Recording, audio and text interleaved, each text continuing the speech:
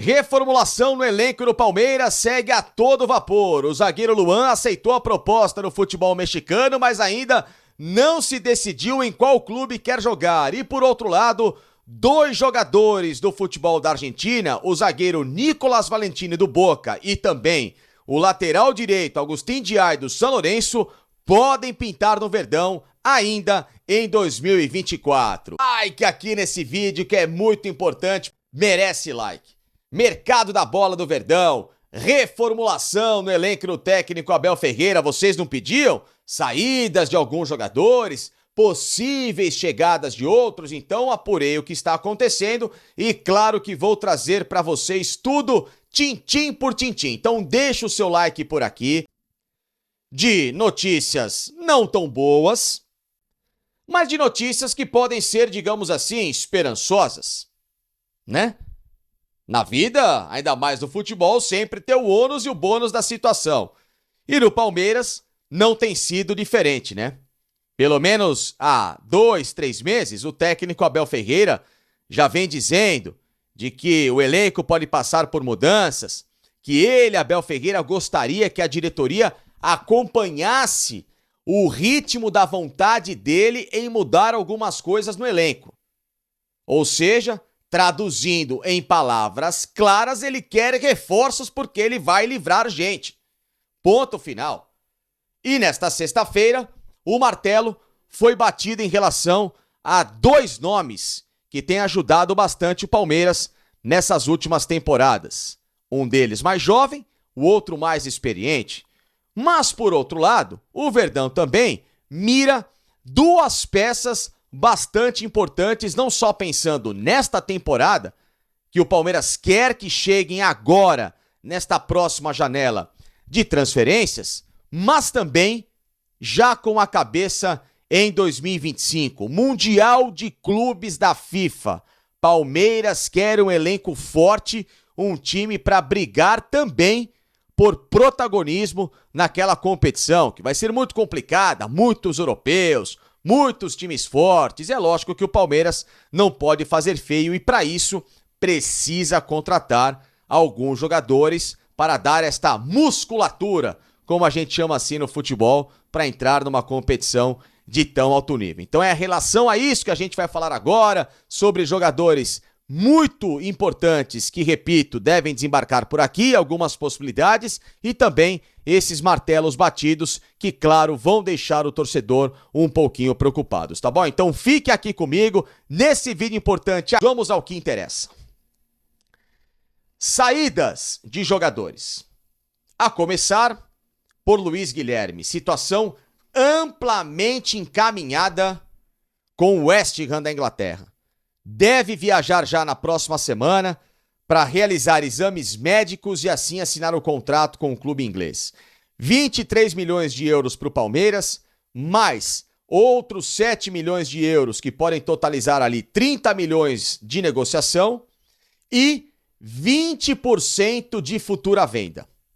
Esse é o acordo Palmeiras e West Ham, tá bom? Então, o Luiz Guilherme se despede do Palmeiras nesta janela, porque ele já tem mais do que 18 anos, ou seja, o Luiz já pode viajar diretamente para trabalhar fora do Brasil. O Palmeiras, claro, recebendo essa parcela dividida em 2 vezes com a equipe do West Ham e mais os bônus caso o Luiz Guilherme alcance, além também de 20% garantido em futura venda. O Palmeiras pode até lucrar mais do que a multa rescisória, que chega em torno ali de 50 milhões desse jogador. Então, o Palmeiras abriu mão desses recebíveis para ter uma venda mais segura, mas ao mesmo tempo podendo ter essa variação importante no bolso. Luiz Guilherme é uma baixa garantida para o segundo semestre. Outro jogador que também definiu o futuro dele nesta sexta-feira e longe do Palmeiras a partir das próximas semanas, o zagueiro experiente Luan, que recebeu na última hora desta quinta-feira uma proposta do Toluca do México. Proposta esta que forçou o América do México, que estava acertado com o atleta, a também subir esses números e quem ganhou com isso, claro, o próprio Palmeiras. Por quê? Vamos lá.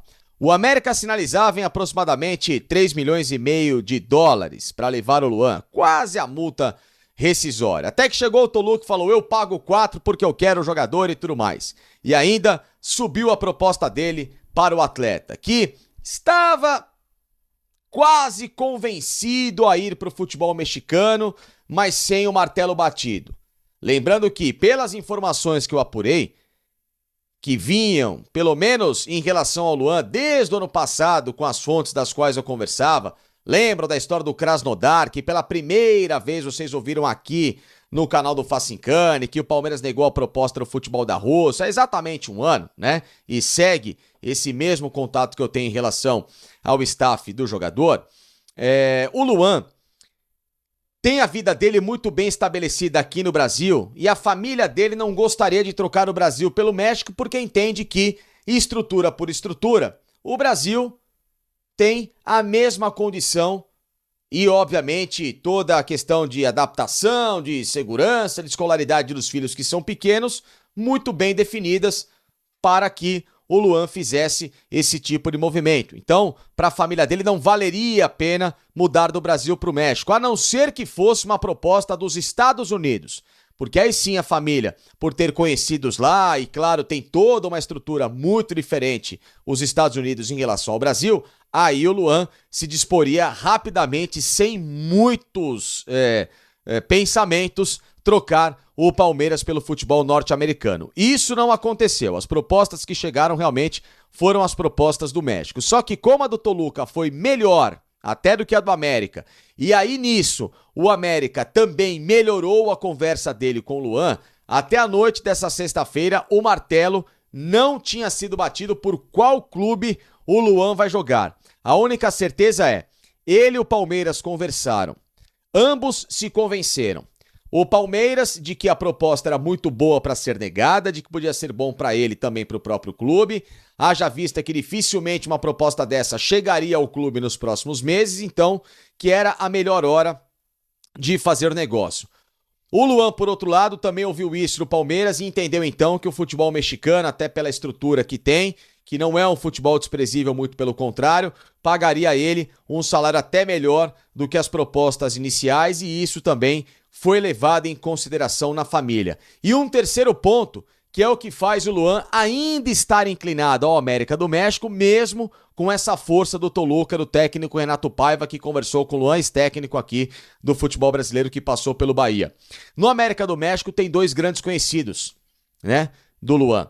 O André Jardine, treinador, campeão mexicano, e também o Paulo Vitor, ex-técnico da base do Palmeiras. O Jardine trabalhou com ele na seleção olímpica e o Paulo Vitor, claro, no dia a dia do Palmeiras. Sem contar com a América do México, é o atual campeão mexicano e vai disputar a Conca Champions na próxima temporada. Então isso, claro, também tem um peso significativo para o Luan estar em dúvida. O certo mesmo é que ele não fica no Palmeiras, já está definido como ele ainda não tinha certeza até o começo dessa sexta-feira. Porém, por outro lado, dois nomes são colocados bastante em pauta no Verdão. O primeiro deles, como todo mundo tem visto, negociação do lateral direito Agustín Diay do São Lourenço. A primeira investida do Palmeiras foi muito baixa em relação ao que o São Lourenço gostaria. Apenas 6 milhões de dólares por 100% dos direitos do jogador. Lembrando que o São Lourenço esperava negociações a partir dos 10 milhões, e ainda ficando com uma porcentagem, e a multa rescisória do cara é de 20 milhões de dólares. São Lourenço está em problemas financeiros, apesar de jogar a Libertadores e também estar reticente em vendê-lo para um clube que disputa esta competição, mesmo que estejam em lados diferentes dessa chave de mata-mata. Só se enfrentariam possivelmente Palmeiras e São Lourenço se ambos avançassem até a decisão. Como isso, por enquanto, não é muito provável, obviamente que o São Lourenço também não desconsidera assim essa venda.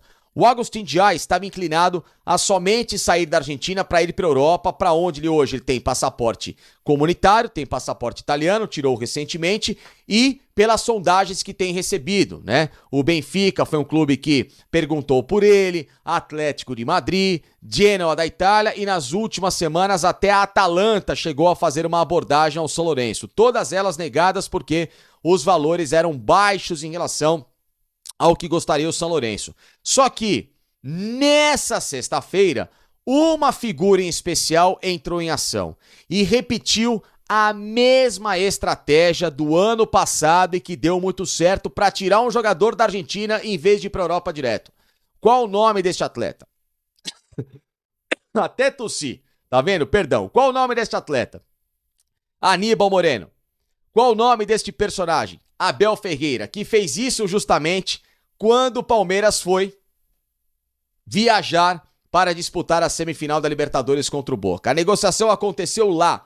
Lembram que o Palmeiras tentou abordagem, meio a Libertadores, o Racing não queria vender, aquela história toda, enfim, acabou vendendo depois da eliminação do Racing? Pois é, a estratégia só deu certo também porque o Abel conversou com o Aníbal Moreno. E nesta sexta-feira o Abel, segundo informações lá da imprensa argentina, também entrou em contato direto com o jogador, que ouviu atentamente as explicações do técnico palmeirense e se convenceu de que para ele pode ser uma boa jogar no Palmeiras. Então, o sim do Agustin Diay, o Palmeiras tem.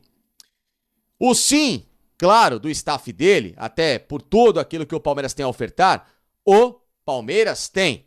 Porém, falta agora o sim do São Lourenço. E o que o Palmeiras tentou nesta sexta-feira? Melhorar a proposta. E em vez de 6 milhões por 100%, o Palmeiras ofertou 7 milhões de dólares por 80%. Deixando 20 com o São Lourenço, que ainda quer mais um pouco de dinheiro. A porcentagem nem é o problema. O São Lourenço quer pelo menos conversar ali próximo da casa dos 10 milhões. Se vão entrar num denominador comum, claro que só as próximas horas para dizer. Mas o Palmeiras, sim, está bastante interessado em ter o jogador e, por outro lado, o São Lourenço não fecha portas ao Palmeiras. As duas diretorias já vêm conversando desde a semana passada e é um negócio amplamente factível de acontecer. Depende, claro, dos dois lados ceder, tanto o São Lourenço como principalmente também o Palmeiras. Então o Agustin Diay já é um projeto para 2024, que o Palmeiras queria ele para já, e essa que é a intenção da negociação, e visando 2025, porque no final do ano, dificilmente, na informação que eu tenho, o Marcos Rocha, que está em último ano de contrato, deve renovar por mais uma temporada com o Palmeiras. Então, com a saída do Rocha, Agustin Diay já entra não só nessa temporada para assumir a função, mas para se tornar esse lateral de futuro no Palmeiras. E o outro nome, para encerrar este vídeo aqui, é de uma figura que, para quem acompanha o canal do Facincani há pelo menos uns 3 meses, né? Para quem acompanha as minhas lives, para quem é leal aqui a essa audiência, para quem não conhece meu trabalho, por isso que eu falo para vocês me acompanharem por aqui.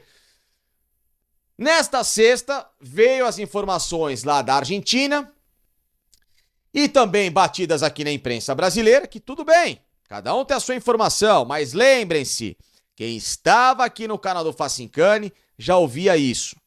E para aqueles que não querem dar crédito, não tem problema, tá bom? Dane-se, trabalhem da forma que vocês quiserem. Eu, pelo menos, sou diferente de vocês. Quando há créditos, eu dou créditos. Como, por exemplo, essa informação do Agustin Diay, que veio do César Luiz Merlo, argentino, jornalista que trabalha lá na apuração de notícias no país vizinho. Então, essa informação aqui você também ouviu no canal do Facincani, que eu vou explicar agora. O Palmeiras tem interesse na contratação do zagueiro Nicolás Valentini, do Boca Juniors, que está em litígio com o clube argentino. E que isso não é explicado por ninguém. E eu fui apurar e checar do porquê que ele está afastado do Boca. Não é por deficiência técnica, por lesão, por alguma coisa mais grave. Pelo contrário. Esses caras têm que dar a informação correta. E essa aqui você já tem ouvido faz tempo no canal do Facincani. E repito, para quem não sabe, para quem está aqui pela primeira vez. Nicolás Valentini, ele tem uma questão salarial com o Boca em que cobra retroativos do vencimento assinado há 2 anos em dólar. O que aconteceu? Na Argentina se paga com a moeda norte-americana. Então o cara assinou há 2 anos num câmbio, sei lá, de 5. Só que com a desvalorização do peso e obviamente alta do dólar, hoje o dólar deve estar valendo, supondo, 8, 9. E o cara quer o retroativo. Porque brechas contratuais não explicavam se o Boca era obrigado a pagar para ele o salário no câmbio do dia ou no câmbio variável de cada mês em que os vencimentos fossem depositados. E o Valentini, como tem contrato com o Boca somente até dezembro desse ano, jogador de seleção olímpica da Argentina, virou pro Boca e falou: para eu renovar o contrato, eu quero os retroativos desses últimos anos e, claro, um contrato com esse câmbio do dia do vencimento. Ou seja, não um câmbio congelado, e sim no dia, supondo, 1º de janeiro, 1º de fevereiro, 1º de março, qual for o câmbio do dia, ele recebe ali o valor independentemente de ser mais alto ou mais baixo, tá bom? Beleza, ele quer isso. Ok. O Boca falou: tudo bem, eu faço um contrato variável com você a partir de janeiro de 2025. Porém, eu não te pago os retroativos. E aí, o Valentini recuou. Os empresários também. Diz que nesses moldes não há conversa. E sabendo que, nesses últimos meses, também houve um convencimento de clubes europeus para tentar fazer com que o Valentini saísse do Boca sem pagar nada, como a Internazionale, através do Javier Zanetti, que é o diretor esportivo, e a Fiorentina, na indicação do Nicolas Burdisso, ex-zagueiro do Boca, o Boca o tirou de cena. Falou: tá bom, já que você quer ir para a Europa, você vai. Porém, ou me traz a proposta que é a multa rescisória, eu não baixo um centavo dos 10 milhões de dólares, ou então você vai a partir de janeiro gratuitamente, só que você fica até lá sem jogar. Então ele tá parado. A situação tá trucada. Por hora, nenhum desses dois clubes fez qualquer movimento para tirá-lo. Porque também não querem pagar, na exigência do Riquelme, essa multa rescisória, já que daqui 6 meses o cara fica livre. Né? É um valor muito caro para um cara que daqui 6 meses será agente livre. E aí nessa que entra a estratégia do Palmeiras. Por quê? O clube estuda conversar com o Boca aos moldes do que fez com o Atlético Paranaense há uns 5, 6 anos para contratar o goleiro Everton. Por quê? O Everton tinha um contrato a vencer com o Atlético Paranaense, o Palmeiras queria antecipar a chegada dele e para isso chegou no Atlético e falou: tá aqui um valor simbólico, acordado com o Atlético, claro, que não é a multa rescisória, mas era um percentual que não era tão alto, mas ao mesmo tempo que valia a pena, e antecipou a chegada do Everton. É exatamente isso que o Palmeiras quer fazer com o Boca. Chega lá no Boca, pela boa relação que as duas diretorias têm, não só dos enfrentamentos recentes em Libertadores, mas também pela negociação do Merentiel, que o Boca comprou do Palmeiras, e conversar nesses termos. Ô Boca, em vez de cobrar os 10 ali dos caras e tal da multa, vamos fechar por, sei lá, 40% disso, 30% disso, te deixa um percentual de venda do jogador, qualquer coisa, e eu quero o Valentini agora, já vista que o Boca sequer está nesta Libertadores e não será rival do Palmeiras em 2024, graças a Deus também. Então, essa é a estratégia do Palmeiras, que pode ser apresentada nas próximas horas, segundo a imprensa argentina e também naquilo que você já sabia no canal do Facincani, que era um jogador que o Palmeiras estudava a contratação, que estava no radar e que essa era uma provável estratégia a acontecer. Então, se esses moldes forem aceitos pelo Boca, o Palmeiras vai ter não só o Nicolas Valentini como zagueiro a partir também do mês de julho, mas também se a negociação der certo com o São Lourenço para ter Agustín Riay, lateral direito. 2 jogadores de seleção de base da Argentina, com passagens em seleção sub-20, seleção olímpica e muito promissores para melhorar este elenco alviverde. Vou pegar esse gancho aí, já que você está elogiando o Palmeiras, o Jardine. Claro, sem dúvida nenhuma, eu concordo com você, é uma das grandes bases hoje do Brasil, é do Palmeiras. Mas o Palmeiras também tem um elenco muito forte, tem jogadores muito experientes e interessantes. Tem um tal de Luan aí, zagueiro, que eu acho que vai pegar, tá de mala pronta aí pro América do México? Você já deu o aval da contratação? É um zagueiro que a gente gosta bastante, né? A gente acompanha há muito tempo. O Paulo Vitor, que é hoje meu assistente, tem uma relação com ele, conhece, trabalhou diretamente aí no Palmeiras com ele e avaliza, né? Então é um cara que a gente admira bastante, acompanha. Vamos ver, é sempre uma negociação, aí não depende somente da gente, né? Mas o interesse existe sim. Acredito que a negociação deve estar em andamento e a gente torce que dê tudo certo aí. Tem mais algum outro jogador que vocês estão de olho aqui do Brasil? Tem vários, né? Tem vários. É sempre uma negociação difícil, porque hoje o futebol brasileiro, em relação às outras ligas, ele é um futebol bastante caro já, né? Bastante inflacionado.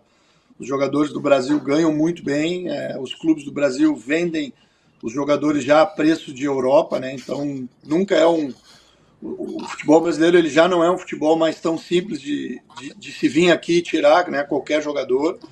Claro que existe, pelo número de equipes e por ser tão grande, né, o futebol brasileiro, existe um grande número de prateleiras, né, tem todos os tipos, os níveis de jogadores, mas assim, o América, que é um clube de ponta, que é um clube que briga para ser campeão de qualquer competição, que visa estar no Mundial de Clubes, assim, já não é qualquer jogador que vai atender à exigência do América, é uma exigência muito alta, e aí já não é tão simples assim encontrar jogadores que mesmo sendo brasileiros e tenham qualidade, mas que tenham um preço acessível e uma condição do América conseguir vir e comprar, mas a gente está trabalhando forte para isso. Eu entendi duas coisas sobre essa questão do Luan, que é a seguinte: o Palmeiras só vai liberar pela multa, e o América ainda não chegou na multa. E se o Lichnowsky ficar, aí eu pergunto, se o Lichnowsky ficar, não tem Luan, ou pode ter Luan e Lichnowsky se ele puder ficar? Não, são casos distintos, PVC. A gente ainda tem uma vaga de estrangeiro, né, que ela ficou em aberta desde a saída do Cabecita Rodrigues. Então, essa vaga ela nos dá a possibilidade de já estar negociando, né, como que é o caso do Luan, de estar tentando suprir essa vaga e possíveis baixas que a gente pode ter. A gente está muito preparado para essa janela, imaginando que vai ser uma janela difícil para a gente, por a gente ter muitos jogadores de seleção.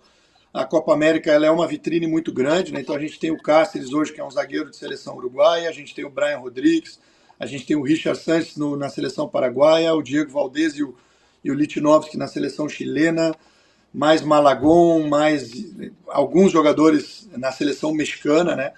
Então por isso, essa é a grandeza que hoje o América tem, é um time que em cada data FIFA perde metade do seu elenco, né, para seleções espalhadas aí pelo mundo inteiro.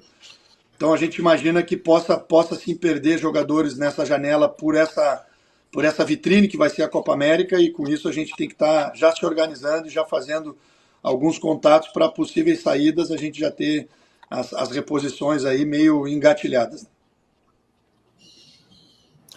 Muito bom. Vamos rodar a vinheta então, PVC? Jardine, é para você me corrigir, tá? Aliás, você faz junto comigo, se você puder, porque eu não vi o jogo contra o Uruguai, o 4-0 do Uruguai anteontem. Então, a questão, eu entendi o México jogando num 4-2-3-1. É isso ou você entende mais 4-3-3? Como é que você entende? O perigo maior está o quê? Alvarado pela direita, a capacidade do Edson Álvares de fazer a saída de jogo, chegar na frente, como é que você acha? O México ele está tentando fazer uma renovação, né? Uma seleção que tinha uma espinha de jogadores muito experientes, que é o caso do Ochoa, o próprio Henry, que é o nosso centroavante. E nessa convocação o Jimmy surpreendeu um pouco, deixou alguns jogadores importantes de fora e vai dar uma renovada aí, vai dar oportunidade para uma geração mais jovem. Então ele já cumpriu isso nesse jogo do Uruguai, ele acabou praticamente botando o que se imagina seja uma seleção suplente, deixou muitos jogadores importantes de fora, né? Então fica até difícil hoje de cravar exatamente como vai jogar o México, porque com certeza vai ser um time novo em relação às últimas convocações que vinha tendo, mas a base é essa que tu está colocando, parte de um 4-2-3-1. Esse camisa 8 muitas vezes pode jogar um pouco mais à frente, né? Pode ser o Chaves, pode ser o Sanches aqui do Pachuca. Então são jogadores são 8 muito mistos, que muitas vezes aparecem um pouco mais à frente ou um pouco mais atrás. Eu imagino que de acordo com a estratégia ou com o rival, né? O Jimmy ele movimenta bem as peças em relação a isso. Tem o Luiz Romo, que pode aparecer, que também é um volante capaz de ser camisa 5 ou camisa 8, né, com chegada na área também. Joga algumas vezes com extremas, outras vezes não, nem tanto, né? O Quinones, se aparecer como titular, joga pela esquerda, mas não é exatamente um extrema, né? Um jogador que se soma ao atacante, que deve ser o Santi Giménez, né? Que é o jogador do Feyenoord, hoje talvez é o nome mais forte aí da seleção mexicana. Então é um time que deve girar nesse 4-2-3-1 ou nesse 4-1-4-1, né? Dependendo do rival, acredito que por ser Brasil, né? Imagino que ele vai jogar um pouco mais. Passa o Arteaga e faz uma linha de 5 no ataque, ou não? Se você puxar o meia para dentro, passa o Arteaga e faz uma linha de 5 na frente. É isso. Exato. Eu acredito que se jogar o Quinones, deve ser exatamente como tu mostrou, com o Quinones vindo para dentro, sendo um segundo atacante, um companheiro do Santi Giménez, do que acaba abrindo um corredor para o lateral esquerdo, que deve ser o Arteaga também, imagino que seja. Ser um lateral um pouco mais profundo, e ele pode dar uma equilibrada com o lateral direito mais conservador, mais por trás, e jogar exatamente assim como tu tá mostrando aí. Quando atacar, né? Quando atacar, perfeito. Obrigado, Jardim. Às vezes eu trabalho, mas às vezes passa umas coisas, né? Tinha perdido a final que você ganhou pelo América do México. No outro dia a gente conversou, falei, vacilei. Peço desculpas, inclusive. Publicamente. Não, é normal. Eu fiz o América do México já bicampeão com teu trabalho extraordinário, Jardim. Sensacional. Obrigado. Se o América... Obrigado, PVC. Obrigado. Ô Jardim, se o América disputasse o Campeonato Brasileiro, em que lugar brigaria? Brigaria por G4, por título? É uma discussão que a gente faz aqui constantemente, né? Mas eu acredito que os 5, 6 clubes maiores aqui do México, que têm mais poder de investimento, eu acho que todos eles brigariam nessa parte de cima da tabela, sim. O América, eu imagino que brigaria entre os 4, 5 primeiros colocados, pelo elenco que tem, pela força que tem. Eu acho que essas datas FIFA, elas provam um pouco isso, né? Que clube hoje brasileiro tem... A gente já chegou a ter 11 jogadores convocados em uma mesma data FIFA, né? Isso mostra um pouco o valor, o peso do elenco atual do América. Mas não é só o América, né? O Tigres tem um elenco fortíssimo, o Monterrey tem um elenco talvez ainda mais caro que o nosso, um elenco de também praticamente todo o time titular são jogadores de seleção. Enfim, entre outros que tenham força, mas talvez esses 3 aí sejam hoje os times com mais poderio financeiro e poderio individual de jogadores. Então é uma liga bastante forte, muito, muito competitiva. Jardine, a gente já está quase virando o programa conhecido com as piadinhas não tão engraçadas, mas o nosso chat é maravilhoso. O Elton Carvalho mandou aqui: André, ótimo profissional, colhendo os louros em seu Jardine. Muito bom, acho que a gente pode até encerrar depois dessa. Obrigado. Jardine, rapidinho para a gente encerrar. Quem vence essa Copa América, na sua opinião? Eu vejo o Uruguai muito forte. Eu acho que hoje me arrisco a dizer que o Uruguai, para mim, é a principal seleção sul-americana no atual momento. E aí, conhecendo bem aqui essa geração, porque alguns jogadores dessa seleção uruguaia jogam no México, né? O Maxi Araújo, o Brian Rodrigues, o Cáceres, que é nosso. Mas é uma geração jovem, com muito talento, né? Com um grande treinador por trás que conhece o futebol mundial como poucos, que é o Bielsa. Então, eu acho que tem que estar de olho no Uruguai. Acabou de dar uma atropelada aí na seleção mexicana, que não é normal, mesmo tendo jogado com suplentes, ninguém esperava, né, essa desigualdade tão grande. Eu acho que mostra um pouco a força que o Uruguai está chegando nessa Copa América. Não dá para esquecer da Argentina, por ser campeã do mundo e talvez uma das últimas competições que o Messi tenha condições aí de jogar para ganhar e de entrar com força. E eu, como bom brasileiro, quero acreditar que o Brasil está se reencontrando, né? Eu acho que os 2 amistosos finais deram um ótimo sabor na boca para todo mundo desse início do Dorival. Eu acho que o Dorival está muito, muito preparado. Eu torço muito por ele, além de ser um admirador e um fã da pessoa. Eu acho que é o profissional, nesse momento, correto para estar à frente dessa missão, né, de seleção brasileira, que a gente sabe o peso que tem, a dificuldade que tem. Mas vejo o Dorival muito, muito preparado. Já mostrou um pouco das suas ideias nesses 2 amistosos. Mostrou um Brasil convincente, um Brasil capaz de controlar o jogo, de dividir de dividir protagonismo com duas grandes seleções, né, que jogou. Então, acho que o Brasil tem bastante chance de se reencontrar aí, de fazer uma grande Copa América. E para mim é impossível não colocar o Brasil como pelo menos um dos 3 grandes favoritos aí para a Copa América. Mas eu acho que não foge de Brasil, Argentina e Uruguai, mas também quero dar um asterisco aí para a seleção americana. A atenção na seleção americana vem fazendo um grande trabalho de muito tempo. O México já faz alguns anos que não consegue ganhar da seleção americana. Praticamente o time titular todo joga na Europa, em clubes importantes europeus. Então é uma seleção que também não se surpreendam aí se fizer uma grande campanha, porque vem de um trabalho longo e com uma seleção bem, bem consolidada. Tá aí então, né, família? Ficamos com o nosso giro de notícias do Verdão, informações exclusivas e atualizadas. Traga aí pelo pessoal da UOL Esporte também, com Fast Cane, que trouxe informações importantíssimas pra gente de mercado da bola, bastidores e muito mais.